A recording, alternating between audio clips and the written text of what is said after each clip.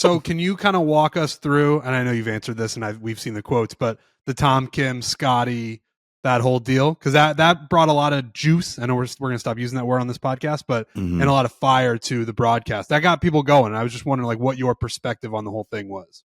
Well, I was standing on the fringe, like 20 feet from the hole. And it was hilarious because Stuart Sink was in the group ahead, and we're not allowed to give advice on the putting green unless we tell them before their ball's there. So Stuart's like, hey, kids, everybody hit it long of the pin on 7, and they all underread it, missed the putts left. If you can, tell them. And so I hear it, but we've already hit, so I can't tell them. So we get up there, and I'm standing with Russell, and Tom's about to putt, and I'm like, he's going to miss it left because everybody is. And sure enough, his ball's breaking to miss left, and like, hits something and goes back in the middle of the hole, and Tom goes running around the green. It was so loud, I couldn't even hear what Tom exactly said.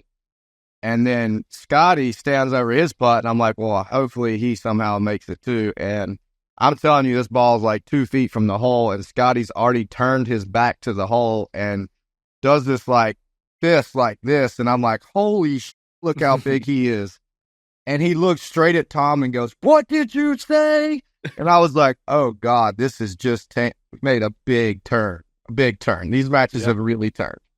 And then, obviously, the 8th hole, I thought it was Bush League, but Camilo told his guys to leave the green. And afterwards, once cooler heads prevailed, 2 days later, Camilo and I talked, and he was like, dude, I'm just going to be honest with you. When I saw Scotty do that, I feared a little bit for my guys. Like, that was the scariest looking Scotty Scheffler I've ever seen. So I just didn't want him to make another putt and something go awry. And I'm like, I'll take your word for it, but I still thought it was bullshit. And I was like, you think Scotty's going to like punch your guys out here? Beat the shit out of Tom Kim. I saw danger in his eyes. I'm pretty sure we're not going to do that. He's got a darkness inside of him. He needs some walking around. It looked like his demon came out of him, man. I don't know. I haven't seen a replay, but I was like, holy shit. I mean, it definitely is Bush League, but like if you're getting screamed at, like, don't you think like if you're on the other side of that, you need to come up with something? You got, I know that's like against like the rules of golf, like the unspoken rules, but like you got to come up with something if you're in that position. You can't just roll over. If the players by themselves would have walked off and gone and see, I would never have said a word. Right. But for them to make that putt and then standing on the fringe and an assistant captain, not even the fucking captain, runs up to the green, grabs them, and says, come on, guys, and scurries them off to the next green. I'm like, Camilo, it's not about us. Right. Like, the least valuable person here is me and you.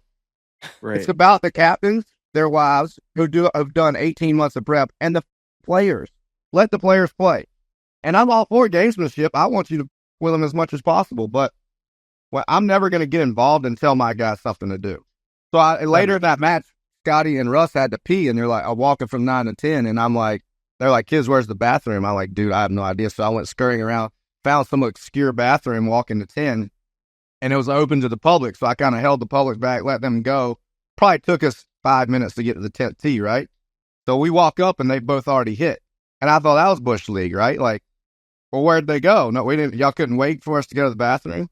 So fast forward to 14, Scotty makes a birdie. We take a 1-up lead, and we go to 15, and they slow play us on 14 green. So they're back there hitting putts and whatever they're doing, and you can tell they're slow playing us. And so Scotty's got it teed up, and I'm going, Scotty, we're not hitting until they're on the tee. And he goes, yeah, I got you, Cap. So I bet we stand there for 3 minutes, and he's just standing there waiting, and as soon as one of their bags touches the ground, he goes, hey, kids, we good now? And I'm like, yes, sir, fire away. Awesome.